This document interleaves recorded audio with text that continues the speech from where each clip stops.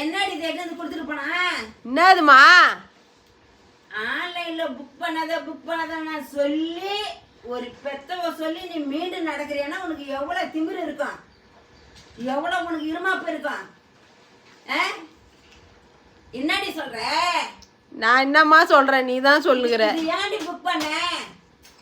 ஒரு பெத்தவ சொல்றது கேட்காம உனக்கு அவ்வளவு திமிரு ஆயிடுச்சு. உனக்கு அவ்வளவு திமிராடி உனக்கு?